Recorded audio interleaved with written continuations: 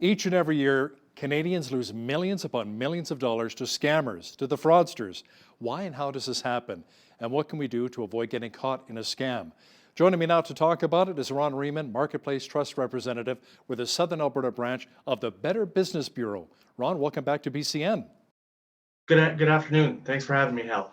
You bet. Now, first of all, can you explain a little bit to our viewers what the Better Business Bureau is all about? Well, the Better Business Bureau has been helping people find businesses, brands, and charities they can trust.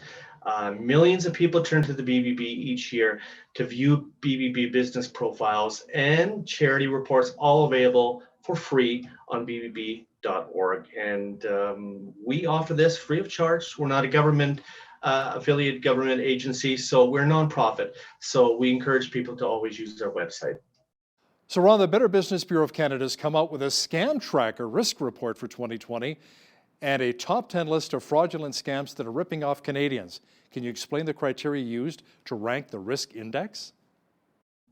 Well, what happened is that we try to get as much data as we can, and it's available on bbb.org. And it's the risk report is collected and analyzed by the BBB Institute for the Marketplace Trust. And the most prevalent scams of 2020 were calculated and collected, and we found that surprisingly there were some new entries on our top 10 list, but in some cases there were not a lot of surprises. So a lot of data was, I guess we could say, taken in by the BBB Institute, and then we put together this top 10 ranking. You know, we have a fairly significant senior population here in southwestern Alberta. Do you feel that maybe seniors are potentially at higher risk, maybe more vulnerable? They sure are. They're lonely. They're vulnerable, and for the fact is that COVID kind of accelerates this loneliness, and scammers aren't stupid. They understand the way the I guess seniors operate in terms of for seniors a handshake is just as good as a contract, and so the scammers they'll prey on that, and unfortunately it's kind of like even worse during the COVID crisis, and so we tell seniors to, of course, ignore these sort of scams. At the same time, we as family members should look out after our seniors, moms and dads, grandmas and grandpas, and talk to them and help them understand that you don't necessarily have to talk to these people. You can hang up. You've got the power of doing what you need to do. Talk to your family. That's the most important thing to remember. So advance fee loans came in at number 1 on your top 10 list. What exactly is advance fee loans? Yeah, this is where a fake lender will ask you to pay for upfront fees to cover the administrative costs of a loan. And of course, these are scams, and we encourage you to contact us or the police about if that sort of thing happens. And it's quite prevalent not only in this part of the country but all across Canada too. So, and I found that quite surprising. I knew the advanced fee loans would be in the top 10, but I didn't think it'd be number 1 this year, to be quite honest. So, where are a lot of these scammers originating from? Are they in Canada, the United States, different countries around the world? Because sometimes I know when they reach out to me, even some of the phone calls, the weird accents, the bizarre accents that they have a lot of times, and their grammar isn't the greatest, their English isn't very strong. I'm wondering where a lot of these scammers and fraudsters live. It's a very good question, and we do get that question quite a lot. At the office, I do get some of those phone calls, and they'll ask me, and quite honestly, I couldn't tell them because the fact is they could be anywhere. It's quite prevalent in Quebec for our country anyways. Some of the hotspots around the world include China, Russia, India, and even the United States. So, and it's unfortunately, we have to tell the consumers that do ask us, can you find out where this person is? I have their telephone number, but a lot of times they buy or they probably use multiple phone numbers. So phoning these numbers only kind of funnels it to a call center. So it's really, really hard to kind of narrow down an IP address, let alone a phone number. It's interesting too, you see a lot of these CRA scams saying the cops are going to come get you if you don't pay me in iTunes gift cards. What? how do they think that's even legit? But apparently they're making some big money at the same time when they're doing this. Or they'll say, your TELUS account is overdue. Pay us now. Click on this link, even though somebody may not have a TELUS account. But I guess maybe the scammers are thinking they can be quite successful with these scams. It's a sense of urgency. We talked about this before we had this interview, and we talked about the most important thing that the scammers always rely on, because time is money to a lot of these scammers, because they have to make multiple amount of phone calls on a daily basis. And of course, there's the sense of urgency to the caller that they need the money right now, or else there will be either collections, or there will be the local officials, the police will be involved, or the CRA may freeze your account, and the list goes on and on and on. And of course, that's not how they operate. And scammers have only one goal in mind, is to get your personal information and, of course, your money. So again, it goes back to the caller, and also to anybody who gets this sort of phone call. You have the power to actually hang up. And I tell consumers a lot of time, when they call me, they've had 2 or 3 phone calls, and I say, because I understand the pattern sometimes of some scammers, not all, but some scammers, they'll phone 3, 4 times. Perhaps they'll leave a voice message, perhaps they won't. It depends on how urgent the other side of the phone call really is. And we tell people, even as much as you want to talk to this person to say, please leave me alone, it just leaves that door open for that scammer to continue phoning and try and get the information or the money they want from you. So we encourage you just to stop. Just let them leave the voice message, let them phone.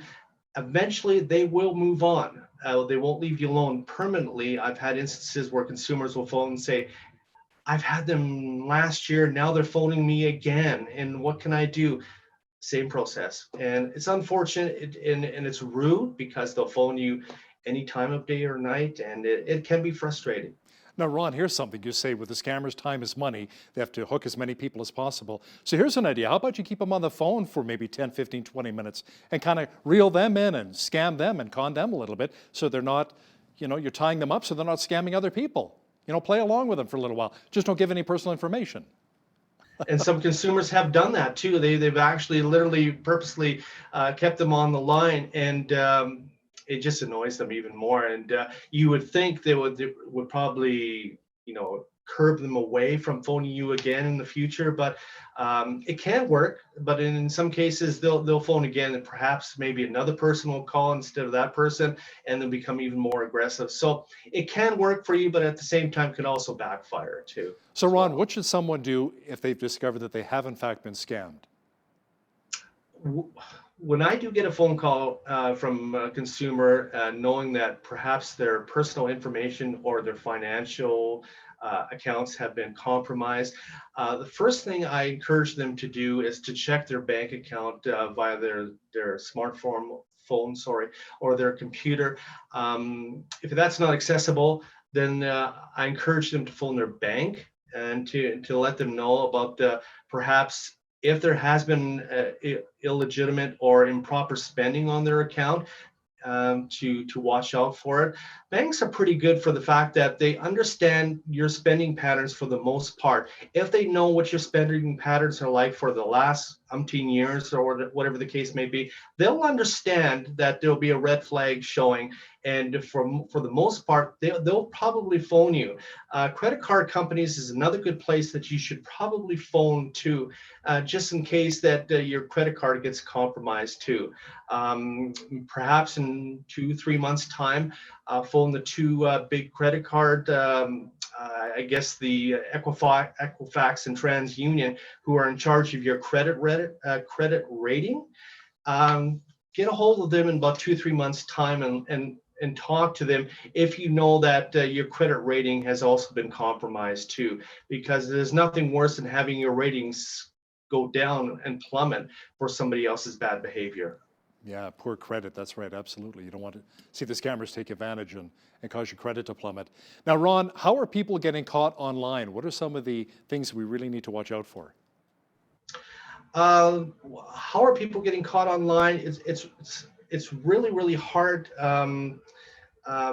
it's almost that there are certain elements of it that people have to look for to avoid a scam online. Is just check the spelling. Also check perhaps that the I guess the grammar could be off a bit too. Also check too if there's a physical location or not. And if there's a link, please avoid hitting that link, because all it does is just it opens up a Pandora's box, so to speak, for the scammer. So little things to look out for.